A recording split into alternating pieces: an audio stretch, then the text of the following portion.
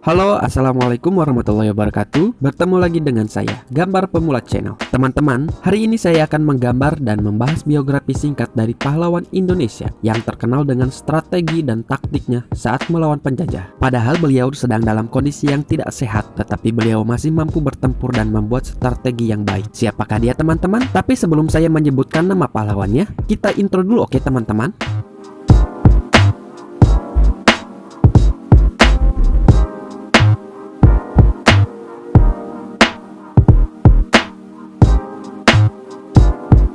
Oke teman-teman, saya tahu sebagian orang menganggap intronya aneh, tapi tidak apa-apalah, namanya juga channel pemula.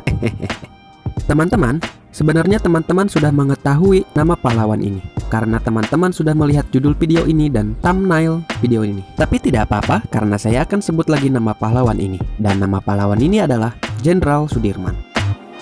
Oke teman-teman, sebelum saya bahas biografi beliau, teman-teman ambil posisi yang enak dulu supaya mendengarkan dan melihatnya lebih enak. Yoklah, markiba, mari kita bahas.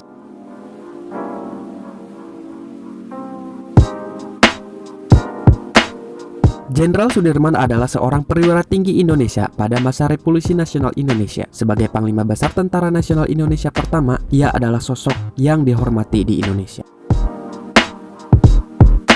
Beliau terlahir dari pasangan rakyat biasa di Purbalingga, Hindia Belanda. Sudirman diadopsi oleh pamannya yang seorang priayi. Setelah keluarganya pindah ke Cilacap pada tahun 1916, Sudirman tumbuh menjadi seorang siswa rajin. Ia sangat aktif dalam kegiatan ekstrakurikuler, termasuk mengikuti program kepemanduan yang dijalankan oleh organisasi Islam Muhammadiyah. Saat di sekolah menengah, Sudirman mulai menunjukkan kemampuannya dalam memimpin dan berorganisasi, dan dihormati oleh masyarakat karena ketaatannya pada Islam. Setelah berhenti kuliah keguruan, pada 1936 ia mulai bekerja sebagai seorang guru, dan kemudian menjadi kepala sekolah di Sekolah Dasar Muhammadiyah. Ia juga aktif dalam kegiatan Muhammadiyah lainnya, dan menjadi pemimpin kelompok pemuda Muhammadiyah pada tahun 1937.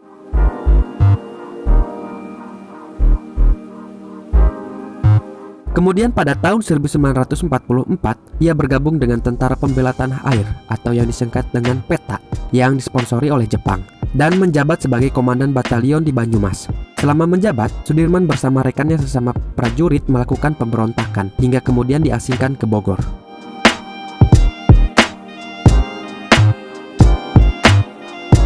Setelah Indonesia memproklamirkan kemerdekaannya pada tanggal 17 Agustus 1945, Sudirman melarikan diri dari pusat penahanan.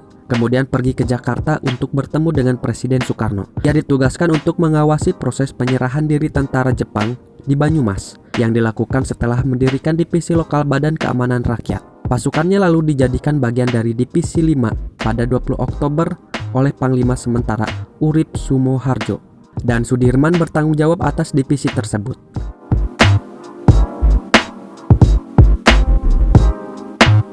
Pada tanggal 12 November 1945, dalam sebuah pemilihan untuk menentukan Panglima Besar TKR di Yogyakarta, Sudirman terpilih menjadi Panglima Besar. Sedangkan Urip yang telah aktif di militer sebelum Sudirman lahir menjadi Kepala Staf. Sembari menunggu pengangkatan, Sudirman memerintahkan serangan terhadap pasukan Inggris dan Belanda di Ambarawa. Pertempuran ini dan penarikan diri tentara Inggris menyebabkan semakin kuatnya dukungan rakyat terhadap Sudirman, dan ia akhirnya diangkat sebagai Panglima Besar pada tanggal 18 Desember.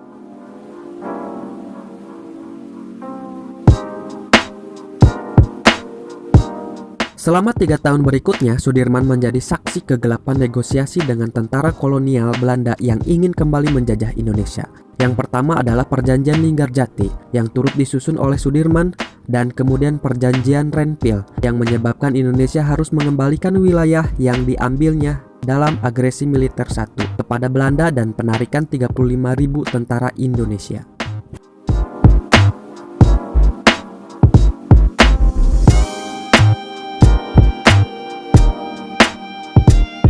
Ia juga menghadapi pemberontakan dari dalam, termasuk upaya kudeta pada 1948. Ia kemudian menyalahkan peristiwa-peristiwa tersebut sebagai penyebab penyakit tuberkulosisnya. Karena infeksi tersebut, paru-paru kanannya dikempeskan pada bulan November 1948.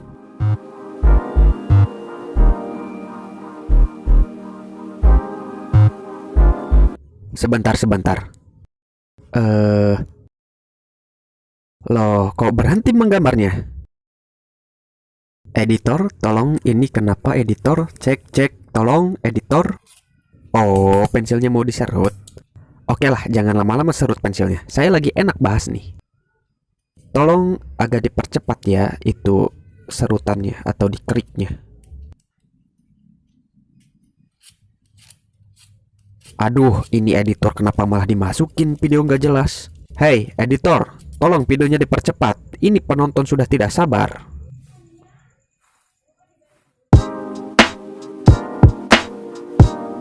Mohon maaf teman-teman, ada sedikit keanehan dari editornya. Oke, kita lanjut lagi pembahasannya. Pada tanggal 19 Desember 1948, beberapa hari setelah Sudirman keluar dari rumah sakit, Belanda melancarkan agresi militer 2 untuk menduduki Yogyakarta. Pada saat pemimpin-pemimpin politik berlindung di Keraton Sultan, Sudirman beserta kelompok kecil tentara dan dokter pribadinya melakukan perjalanan ke arah selatan dan melalui perlawanan gerilya selama 7 bulan. Awalnya mereka diikuti oleh pasukan Belanda, tetapi Sudirman dan pasukan berhasil kabur dan mendirikan markas sementara di Sobo, di dekat Gunung Lawu. Dari tempat ini, ia mampu mengomandoi kegiatan militer di Pulau Jawa, termasuk serangan umum 1 Maret 1949 di Yogyakarta yang dipimpin oleh Letnan Kolonel Soeharto. Ketika Belanda mulai menarik diri, Sudirman dipanggil kembali ke Yogyakarta pada bulan Juli 1949. Meskipun ingin terus melanjutkan perlawanan terhadap pasukan Belanda, ia dilarang oleh Presiden Soekarno. Penyakit TBC yang diidapnya kambuh. Ia pensiun dan pindah ke Magelang. Sudirman wafat kurang lebih 1 bulan setelah Belanda mengakui kemerdekaan Indonesia. Ia dimakamkan di Taman Makam Pahlawan Semaki, Yogyakarta. Kematian Sudirman menjadi duka bagi seluruh rakyat Indonesia. Bendera setengah tiang dikibarkan dan ribuan orang berkumpul untuk menyaksikan prosesi upacara pemakaman. Sudirman terus dihormati oleh rakyat Indonesia. Perlawanan gerilyanya ditetapkan sebagai sarana pengembangan esprit de corps bagi tentara Indonesia. Dan rute gerilya sepanjang 100 km yang ditempuhnya harus diikuti oleh taruna Indonesia sebelum lulus dari Akademi Militer. Sudirman ditampilkan dalam uang kertas rupiah keluaran 1968 dan namanya diabadikan menjadi nama sejumlah jalan, universitas, museum, dan monumen. Pada tanggal 10 Desember 1964, ia ditetapkan sebagai pahlawan nasional Indonesia.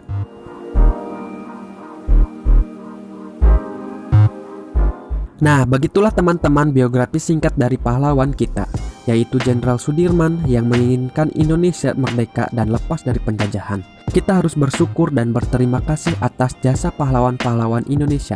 Tanpa mereka mungkin saat ini kita masih dijajah dan kita tidak merasakan kebebasan. Dan mungkin channel ini juga tidak ada teman-teman.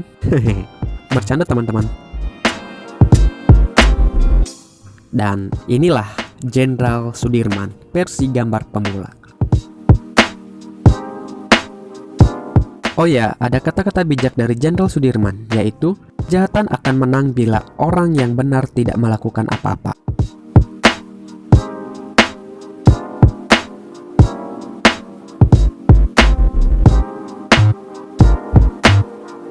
Oke, terima kasih teman-teman karena sudah menonton video saya.